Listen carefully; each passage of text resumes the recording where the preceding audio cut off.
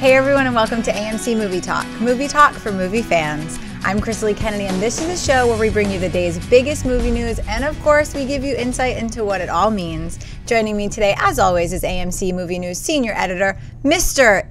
Cape-wearing John Campea. Greetings and salutations, everybody. What, this old thing? No, I'm not excited for Man of Steel opening up in like 48 hours. Not at all. Good morning, everybody. And we also have joining us the fabulous Associate Editor here at AMC, Amy Rose Eisenbach. Hey there. I'm so excited. Tonight I get to see Bjork at the Hollywood Bowl. For those who are familiar with the Hollywood Bowl, it's one of the best venues in LA. It's one of the reasons I love living here. And it's Man of Steel week. I'd say we are looking pretty good, my friends. Well, seeing that we're talking about Man of Steel finally opens in AMC theaters everywhere this week, and it appears we may not have to wait all that long for a sequel. It's being reported that Warner Brothers has already set a sequel on the fast track to the big screen. Zack Snyder will return as director, and David Goyer will be back as screenwriter. There is currently no word yet if Christopher Nolan will return to produce or not. John, what does Warner Brothers fast tracking the sequel tell you? It tells me a couple of interesting things. Number one, they do legitimately love the job that Zack Snyder did on the film. Now, of course, studios will always say about their upcoming movie, oh, we love the job our director did, whether they did or not. But the fact that they're greenlighting it before the film actually comes out clearly sends a message that they really legitimately liked what Zack Snyder did, and they liked what David Goyer did. As far as Christopher Nolan goes, no big deal. I mean, we all know, look, Christopher Nolan is going to have his fingerprints on this film, because he was the producer. He's the one, and he was one of the guys who brought in Zack Snyder. He's the one who brought David Goyer's concept to Warner Brothers. His fingerprints are going to be there, but as far as his active involvement goes after that, probably pretty minimal. So I don't think we're going to miss having Christopher Nolan on as a producer. Who cares? In future films. But this tells me two other things. One pretty good, one pretty bad. The one other pretty good thing tells me that, well, let me start with the pretty bad thing. The pretty bad thing is that this tells me Warner Brothers doesn't have any immediate plans for other DC Universe films right now. Because if they're just going to move on Superman, that means they're not too rushed to get these other properties developed. That's unfortunate. But on the positive side of that coin, it also kind of tells me that I think they have an idea of where they're going. If they're greenlighting a Man of Steel film already, that means they've already kind of decided where they're heading and what their roadmap is. And that's a positive thing. It's not as quickly developing as I would like it to be, but it's still a positive thing. Amy Rose, what do you think about all this? I'm definitely not surprised that they are trying to fast track this. I mean, everything we've seen, they're aiming for 100 mil, which I personally don't think is going to be a problem to reach. This is all the rage right now, and good reason. But I don't feel the same way as you do about Christopher Nolan. Who cares if he's not a producer? I think Snyder with Nolan together, that should set the groundwork for all DC films moving forward. I haven't seen Man of Steel yet. We're seeing it so soon. But I just think those two visionaries together it's just going to be perfection. I really have a lot of faith in both of their styles. And just, yeah, Snyder behind the helm and Nolan kind of paving the way, and his relationship with Goyer already. I mean, that happened during The Dark Knight Rises. Man of Steel came about during, a problem when they had to take a break from The Dark Knight, and then all of a sudden Man of Steel came about. So I want this dream team to stick together, personally, and we'll know a lot more after we see it Thursday at midnight. But yeah, I'm not really surprised. I mean, a lot of the times with, they want to strike while the fire's hot, and I definitely think that I'm not that surprised. If it's not as much of a success as they, maybe they'll hold it off a little bit, but just kind of getting production going is not that surprising. See, I think though there's this wrong perception out there amongst a lot of people that, Christopher Nolan tag teamed with Zack Snyder on this. That Christopher Nolan was on set, and him and Zack Snyder would discuss which. Now, once this movie started shooting, Christopher Nolan wasn't there. There's pictures of him on set with Zack Snyder. Yeah, but he said himself he was completely hands off. Like, it was David Goyer's idea. It was David Goyer's script. It's Zack Snyder's film. I would be really excited to have Christopher Nolan back if I actually ever heard Christopher Nolan once say that he had anything to do with it. Well, he shepherded it. He called Warner Brothers and said, we need to make this happen. That's just a word. He shepherded it. It's just a word. It doesn't actually mean anything. He didn't actually, once the thing got going, and that's why I said, and I think you'll agree with me on this, that's why I said, You know, I think when we watch this film, we'll see Christopher Nolan's fingerprints on this. Absolutely. Setting the direction. But the direction's set. You know, once they started shooting, and he says he functionally had nothing to do with it once they got going, that kind of tells me, okay, he set the direction, and it doesn't need him to be there anymore now. So I'm like, look, don't get me wrong, I'm with you. All other things being equal, like if I had a choice, either have Christopher Nolan there or don't have Christopher Nolan there, put Christopher Nolan there. But the reality is, the way that Christopher Nolan himself kind of set this up, him not being there for future films, I really don't think is going to have much of an impact on stuff. He's already the DC golden boy, and he's giving Snyder his chance to do his thing. But I do think, like you said, his fingerprint is on it, and he has shaped this film in a large way, and I want the Dream Team to stick together. So we'll let you know after Thursday at midnight. We'll see. I was going to say, fingerprint or not, who cares? Just let me see the movie. The very first trailer for The Hobbit, The Desolation of Smaug, has just dropped this morning. John, what are your thoughts on the new Hobbit trailer? Oh my God, this is a great trailer. This is everything a first trailer should be. I mean, the one bad thing about it is that it's got me this excited already, considering the film doesn't come out for months and months and months and months, which is really too bad. I love the fact that we see the barrels scene. I wasn't sure that they would put that in the movie, and I'm watching this and I'm just giddy. The trailer looks great. You're seeing Orlando Bloom back in there, seeing Evangeline Lilly in there. You're seeing Luke Evans in there. This looks great. Finally getting our first look at Smaug. It was funny because the trailer was almost over and I turned to everybody and said, oh man, they're still not showing us Smaug. And then all of a sudden, Smaug comes on the screen. Looks awesome. Still not letting us hear Benedict Cumberbatch's voice, but I'm dying to hear that as well. I'm so excited for this film. I think it's my number 2 or number 3 most anticipated film this year. It was probably my number 2. I'd have to look at my list again behind Man of Steel. But it looks great for a trailer. So anyway, Amy Rose, you saw it. What did you think about it? Great first trailer. Exactly what it's supposed to do. I loved it. I love seeing Legolas again and some of the old familiar faces we love. And Benedict Cumberbatch as Smaug is going to be sweet. And I love how Peter Jackson and team, they do the motion capture. So it is much more lifelike and real, like Gollum. He's one of the best characters. And I'm really excited about it. And Evangeline Lilly, loved her on Lost. It's really nice to see her actually getting back on that saddle and trying it. So yeah, it's everything I wanted the first trailer to be. Really excited to go back to Middle Earth. And I loved The Hobbit. I definitely liked the Lord of the Rings trilogy better, but I still thought it paved the way for another amazing trilogy. So I'm really excited for number 2. Middle Earth looks amazing. Middle Earth's looks awesome. Amazing. It's been a long road getting a Dumb and Dumber sequel to the original beloved 1994 classic, and now it looks like the project has hit another major roadblock. Warner Brothers has decided to drop the film entirely. This does mean another studio could step in and pick up the film, but Amy Rose, does this turn of events surprise you? It does not surprise me, and it's an interesting turn of events timing-wise, because yesterday, one of our mailbag questions, we actually were discussing Dumb and Dumber 2 and how we haven't heard anything about that on months. Well, apparently that's because it's being dropped. I was looking forward to seeing the magic of Jim Carrey and Jeff Daniels pair back together again. I mean, that is still one of my favorite comedies of all time. Just everything about it is just it's clever and charming and hilarious and quirky, and I would have liked to see, those characters, to reunite with those characters in a fun setting, but I'm not that surprised. I don't think another studio is going to pick it up. I think it's going to be dead in the water, unfortunately, but, other good comedies are on the way. This Is the End is hilarious, so, we'll be busy. Yeah, I'm really disappointed, but like Amy Rose said, not surprised in the least. And, I think the timing of this is, I think this decision was probably made a little while ago, but I think the timing is also not completely coincidental with the failure of The Internship this weekend, which you had, a reteaming of the Wedding Crasher boys with Vince Vaughn and Owen Wilson. And, 3 months ago, everybody thought, nobody thought it was going to be a $100 million opening weekend. No. But everybody thought, hey, we got a hit film on our hands. Yeah. Comes in 4th place on its opening weekend, $17 million. Did you see it, John? No, I have not seen it yet. Me either. I was, as you know, I was a little occupied this weekend. But it was unfortunate, but it's true. And I think the fact that they're looking at this and going, look, Jim Carrey is going to demand a certain amount of a paycheck. But I think Warner Brothers realizes, the payout on this is not going to be worth what we have to put into it. It's, a lot of people like me would like to imagine Dumb and Dumber was so great, therefore a sequel will do amazing because it's so popular and everybody loves it now. But the reality is, no, it probably wouldn't do all that well. And let's face facts. The Farrelly brothers haven't been themselves for a while. No. Like their last 2 films, dear heavens, The Three Stooges, Oh, man. which was every bit as bad as you hear it was, and Hall Pass. Well, I mean, that's the last two, and they haven't been all that great prior to that either. I mean, and so you put all those things together. I think Warner Brothers stepped back and said, is this really worth the roll of the dice?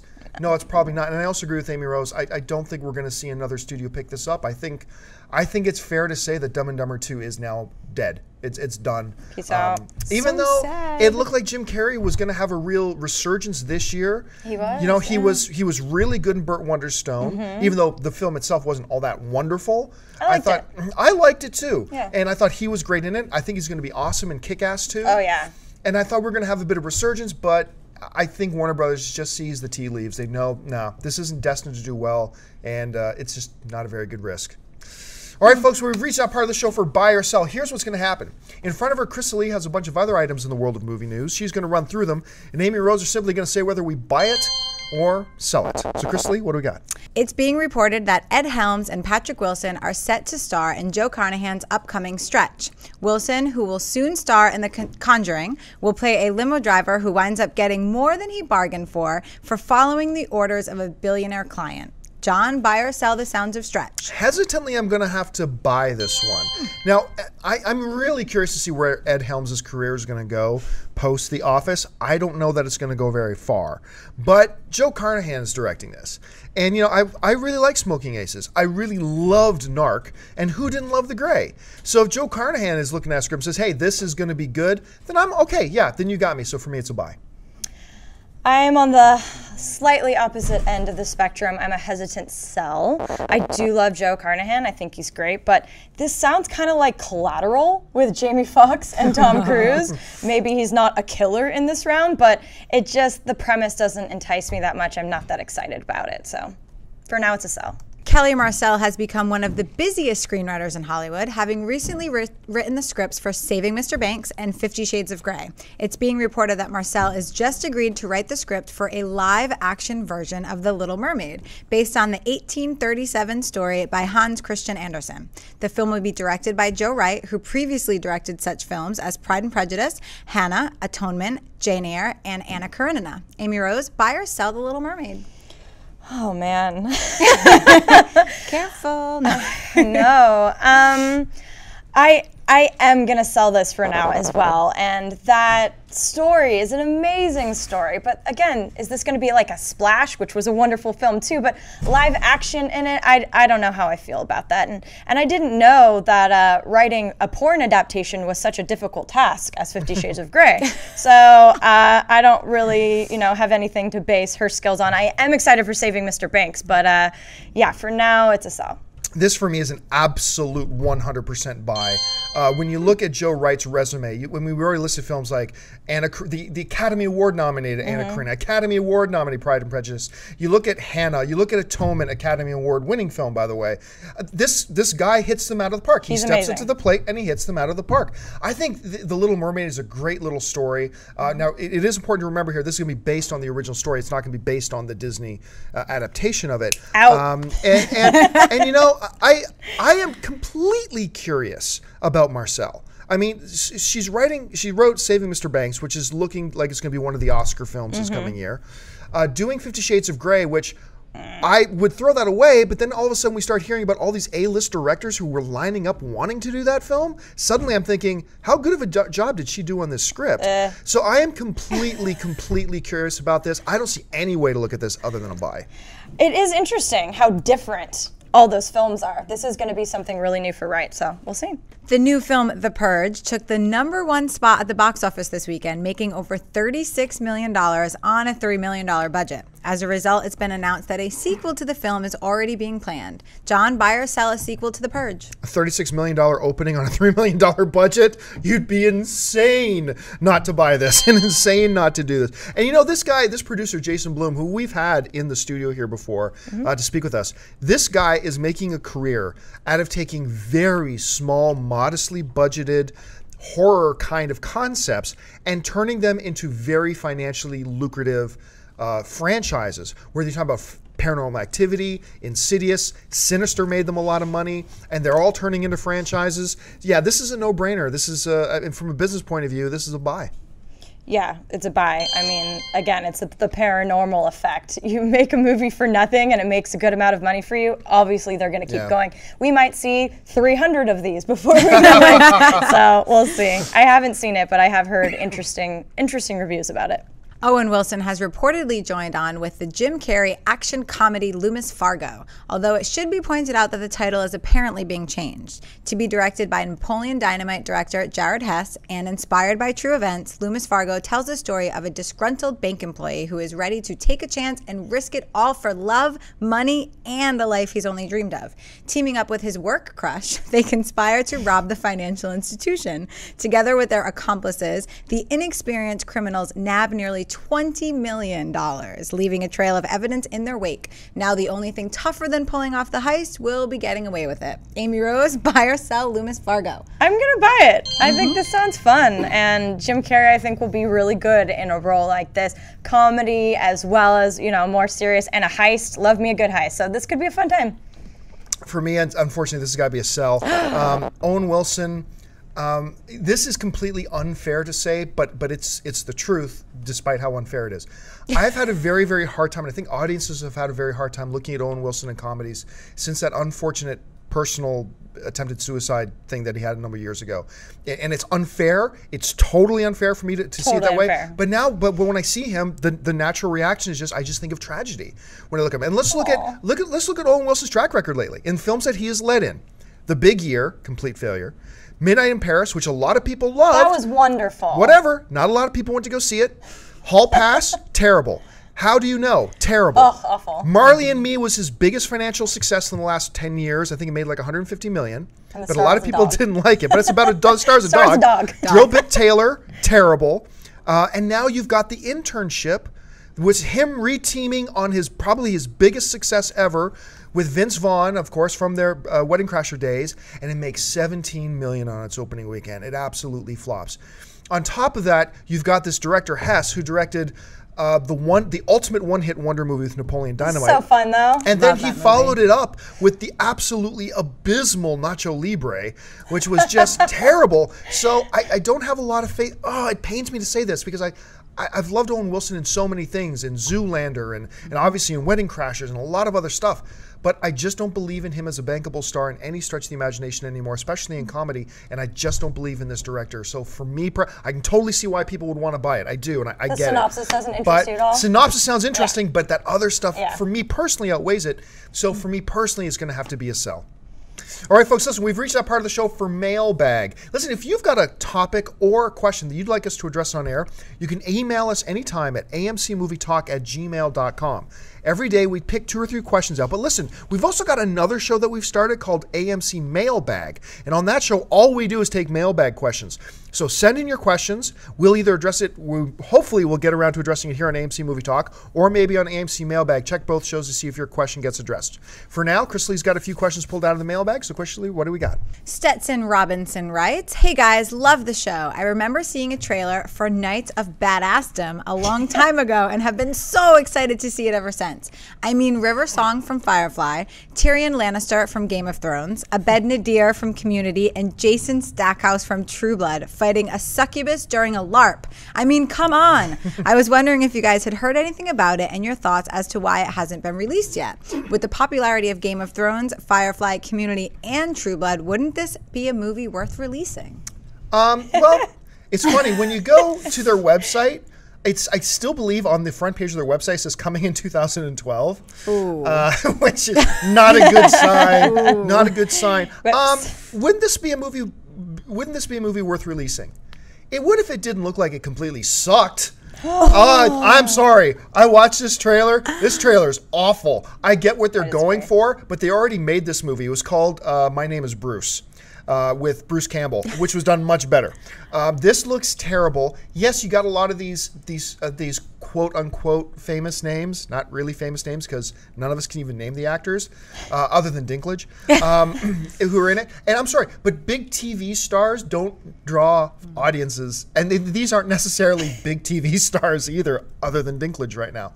And seriously, if you didn't have those names in it, to me, it would look like a fan-made YouTube video. It would totally look like a fan-made YouTube video to me, shot on maybe a 5D.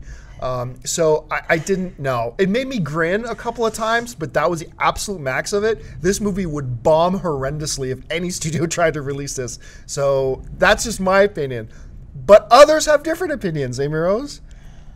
First of all, Bruce, let's show some respect. All hail the king. Yes. Number 2.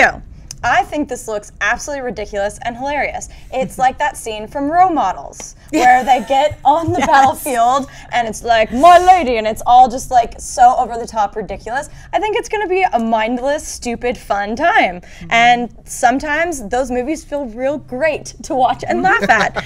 And Peter Dinklage is the man. Yes. I'm so excited that his career is taking off more. I mean, granted, he was in films before he joined Game of Thrones, but X-Men and this and everything, like, I'm just really happy to see, because he's a thespian. He really is a true actor and he can do anything, and I'm really excited that he's getting it. It is funny though, my friend, that you used all their character names and not their acting names. Jason Stackhouse, I love True Blood. It's an awful, again, cheesy, ridiculous show, but it's a fun time, and that's what I think this movie is gonna be. And the Knights of Badassdom, I mean, Great title. The title alone is amazing. Title, no doubt. It's gonna be a fun time. It's gonna be like Your Highness, probably. So I think it's gonna be fun. Stupid is fun. Stupid is fun sometimes, yo. Just saying. Luis Lopez writes, hey guys, just wanted to let you know your show is awesome. But I have a question. Are they going to make a Die Hard 6 since Die Hard 5 did not so bad box office wise but was disliked by a lot of people? I love the movies except for the 5th one, but would still want to see one more Die Hard. How about you? What do you guys think? They are making a Die Hard 6. The last I understood that the producers are gung-ho for it. Most importantly, of course, you got Bruce Willis who has agreed to it and he wants to do it. So they're moving ahead with it, and it made money, and so they're going to do another one. I think now they're finally planning on making it the last. I wouldn't doubt if we had Bruce Willis die in this one. I mean, we all got the feeling from Die Hard 5 that they were kind of setting it up so that his son, Courtney, who we were just talking about in a recent show, Jai Courtney, would become, like, take over the franchise. Yeah. I don't think that went over well with a lot of people, so I don't think they're going to go in that direction anymore, but I got a feeling they're going to wrap it up, and I got a feeling he may actually die in the 6th one. I'm not basing that on anything other than just intuition. I mean, that could be totally wrong. But for the best of my knowledge, yes, a Die Hard 6, that they are tentatively calling Die Hardest. I know. That's terrible. I know, but it is on the way. Amy Rose, what do you think? Oh dear.